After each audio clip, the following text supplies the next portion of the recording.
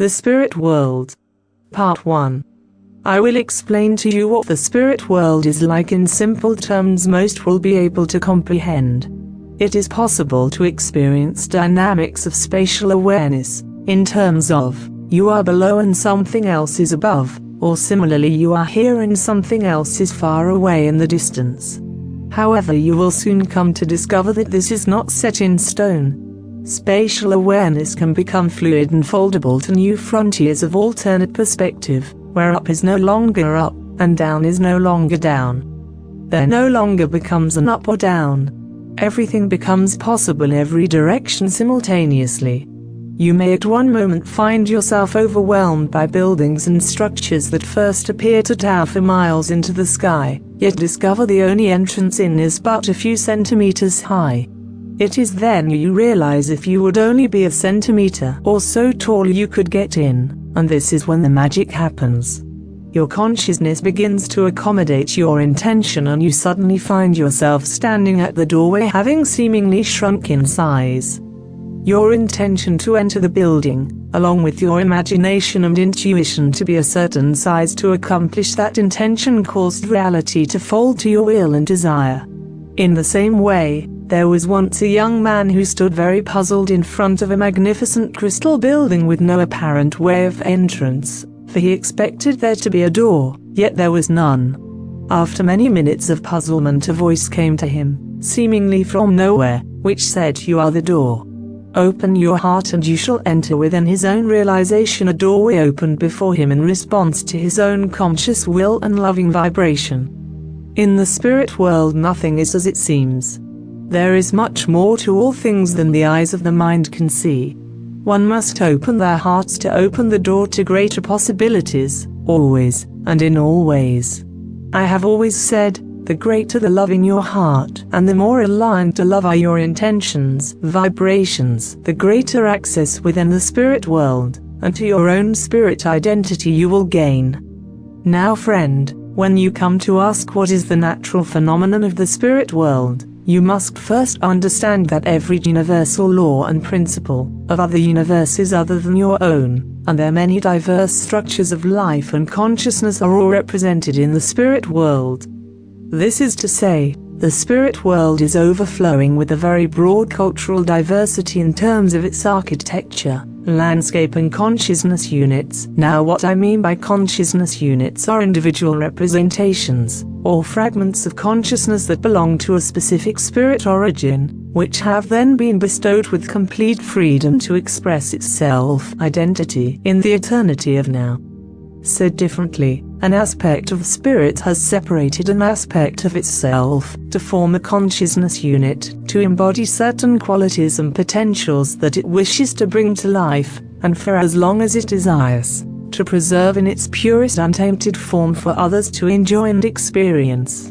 In a sense, it is like a painter who has painted a great piece of work and who wishes that unit of art to be made available to itself and to others, and thus it remains in existence within the spirit world for an eternity. So what you have are breathtaking landscapes, architectural feats, and vast cultural communities which exist in its purest untainted form. Notably, we are not speaking purely of that which is found on Earth, but of all planets, dimensions, universes and time periods. However, whether or not you will be able to access or perceive such is another matter altogether. A consciousness unit, or collection of units, are always found within a very distinct vibrational band. If your own conscious awareness is not aligned to the frequency upon which such things reside, then you will never perceive them or even know of their existence. An example of this is when you yourself pass over into the spirit world. Now because your consciousness has been aligned to this particular time period of Earth, you will thus only experience the spirit world from this expressive unit of time. In which case you will not actually perceive or come to meet your ancient ancestors or observe such things as dinosaurs walking around as soon as you cross over. It is because these units of consciousness originate from another vibrational bandwidth making them invisible to you. What you would then have to do, should your intention be to connect with such things, is to ascertain how to get from where you are to where they are. Since you cannot visibly see where they are located, what you must do is find a doorway which will take you there. While some are quite proficient in doing this by themselves, many will be drawn to the halls of learning which act as a grand library of living knowledge. It is here where you can use your loving intention as a key to open the door which will present itself to you after spending time seeking out answers.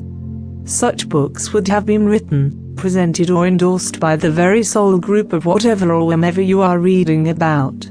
So if it was you were reading about whales, that book would make the soul group of whale aware that you are reading about them, and should they so choose, they will grant permission for you to connect with them more intimately by opening a doorway for you to where they reside. In this way of things, nothing is barred from you, yet not everything is presented to you all at once.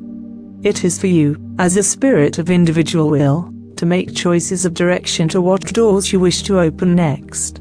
Your state of intent must always be in alignment with love, or no doors will open for you. To speak in more romanticized terms of natural phenomenon which may interest you, I could perhaps speak about the nature of sound. Sounds in the spirit world present themselves in many beautiful ways. Often you will observe hundreds of shades of color dancing and swimming within one another in a symphony of living light. Not only will you observe sound through color, but you will also feel sound as having its own emotional and intellectual consciousness. This is to say, when you observe sound, you will intuitively perceive that sound having a life of its own and emanating a feeling of joy. It will seem to be aware of its own existence and will dance in utter delight like two butterflies in courtship. Understand, this is not an experience everyone in the spirit world will have unless they open their hearts to perceive and receive the very spirit of sound. It is also a benefit I do feel to make a mention of your soul group to which you shall return. It is important to do so, for it is your soul group which is what many understand to be the place where they return to in the afterlife. It is the role of the facilitators and greeters of those recently passing over to the spirit world to help direct the bewildered souls back to their natural origins, soul group. These facilitators will know exactly where you come from because your distinct core vibration is present within your soul, and it is this core vibration you hold that will lead you back home. Many who first cross over jump for joy when they feel saturated in unconditional love and light, believing they are finally home, yet this is not their true home at all. When they do finally reunite with their soul group, a new comprehension of joy and love is realized immediately, which is far more profound and intrinsically more deep than anything they encountered when first crossing over. The love experienced and the connection felt is 1,000 times stronger than any bond with a beloved spouse or family member on earth. It is only at this point do they realize they are truly home. To describe to you the nature of your soul group, I will use a descriptive illustration as comparison. Imagine a vast paradise built from the most beautiful natural resources you can think of. Pure gold, crystal, marble, wood or stone, whatever it may be for you. Imagine a vast community of millions within that paradise who are in essence exactly like you. Their sense of humor, their sense of values and principles, their aspirations of development, all the key elements which make you who you are. Imagine a love for each other and an intuitive connection so powerful that you finished one another's sentences, had no need to explain anything to anyone, and completely and unreservedly in service to one another no matter how much effort was required. This is the nature of your soul group. This is the nature of the spirit world to which you shall return should you so choose. If you do not choose this for yourself, then do not expect to experience this upon your passing. Nobody is going to force you to let go of your human persona and the emotional baggage you wish to carry with you into the spirit world. If you are content living out your human fantasies and behaviors of mind, then so shall that become the limit of your afterlife. Now, when we speak of the spirit world, and we speak of paradise being full of love and non-judgment, well, let me explain this. Firstly, this paradise is full of love because it is full of things which are seen, felt, heard and understood as being that which love is by billions and billions of beings. The spirit world is actually empty, void, until you place something inside it, such as consciousness that crosses over from the physical world. What happens? That consciousness is added to emptiness, and that emptiness becomes something. The consciousness manifests itself onto emptiness, and so it becomes filled with consciousness. Thoughts are living things. The spirit world is full of thought. So, in a sense, when you enter this paradise called heaven, you will experience only that which you are capable of comprehending within that consciousness you have. This is why you will only gain access to realms that your vibration allows you to, simply because you would not be able to comprehend or process it otherwise. There is no judgment in the spirit world apart from that which you bring in to the spirit world, meaning your own. So, it is actually you which places judgment on yourself and your deeds, not some God figure. So, as for being a boring place, how can it be boring when you are adding to it anything your imagination can conjure? The moment you want something, doors open for you to have it. If you want to experience fear, hate and those other things which give love a greater value for you, then you can experience these things also, simply by altering your vibration to appear where such things exist. Boredom does not exist in the spirit world, as you will see. There is also challenges in the spirit world, should you wish it. There are things to learn and do, and many things to create, both in the spirit world and within the infinite other dimensions which can appear physical to you, should you wish to create something solid and watch it grow. Planet Earth, the universe it resides in, are merely one small fragment of the direction you can accommodate your need for challenges. The human project is a challenge in itself. Many beings, once they pass over, align themselves with work to restore the balance upon the earth and make up for their ignorance and selfishness. Though this is a judgment they place upon themselves, and work they do to make themselves feel better about having earned that right to have had that life. Many, for example, choose to work with animals once they cross over. The pursuits of those within the world unseen have much to do with the ongoing activities of the spirit prior to any physical life.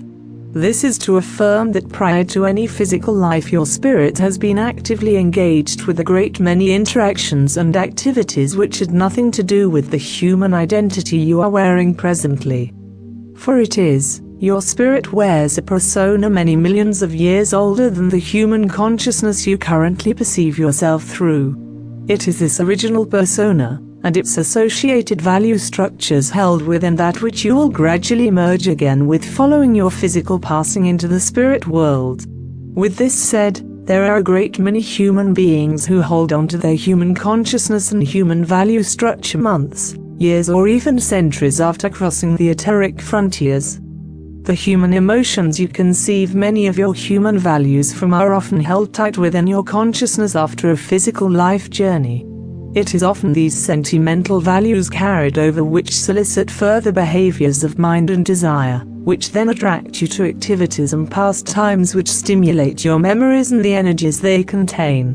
This is to say, after your passing, the cellular and consciousness memories will contain energies which attract you to do things which stimulate those memories and the values inherent within them. So it is, you may decide that your current persona may continue to create fulfillment for yourself many hundreds of years after your return to the spirit world, and so you may still continue with certain behaviors, attitudes and pleasing pastimes which allow certain adopted values to live on through you.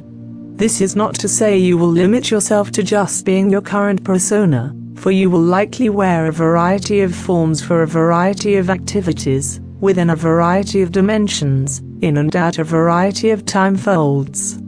You will not limit yourself to one dimension, one form nor one frequency of time.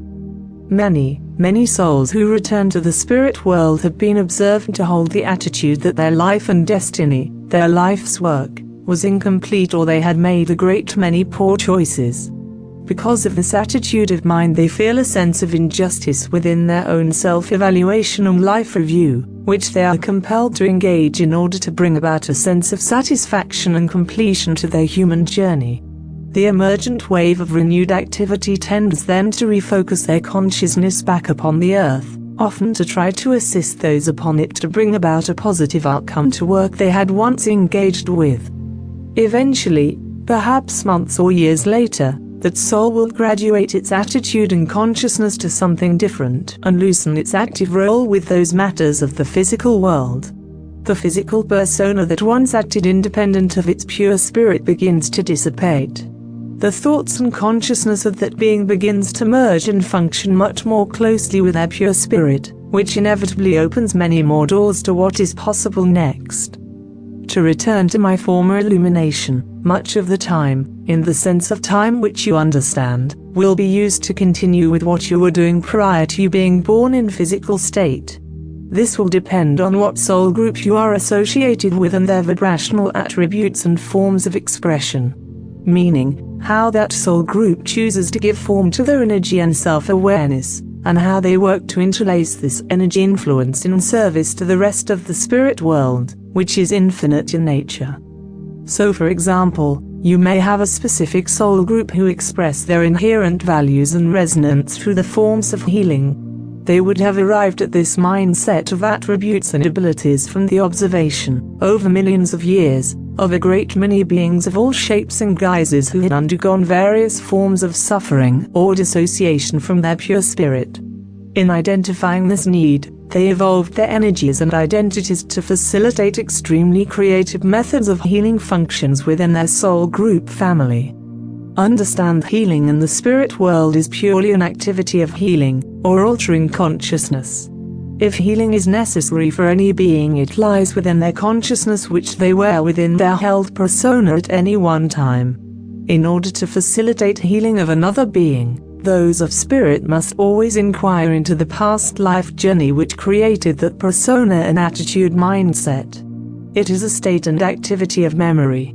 Suffering is a product of memory, for it is within memory where energies, attitudes and cycles of behavior are conceived. Therefore the past must be examined.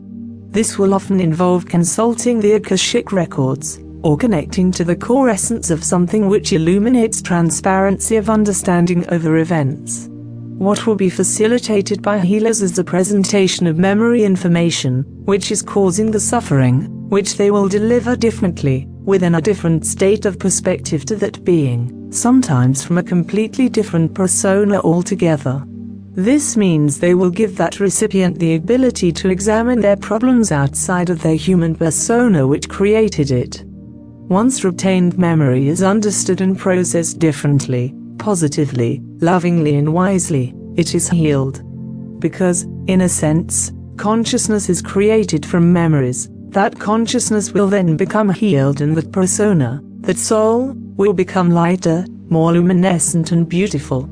Again, your existence will continue in the spirit world just in the same form as you currently have, or will have at the time of your passing.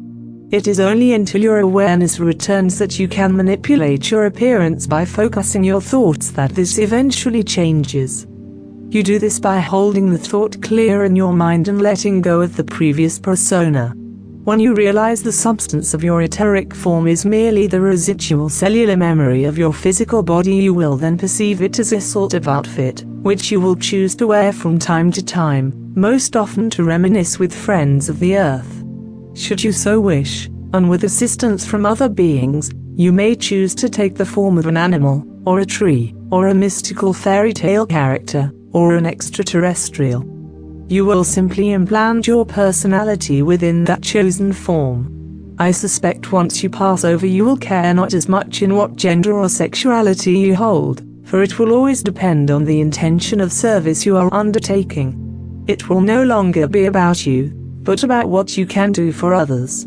If you understand that your soul, once vacating the physical body, is attuned to specific realms according to the energy you have, you will also understand that the access you have in the spirit world will similarly depend on your energy state. You will find nothing much reveals itself upon you until you first open the doors for such opportunities to come forward. If you retain an arrogant or careless, uninterested frame of mind and attitude, then this energy will bar you from becoming aware of other locations which are possible to explore.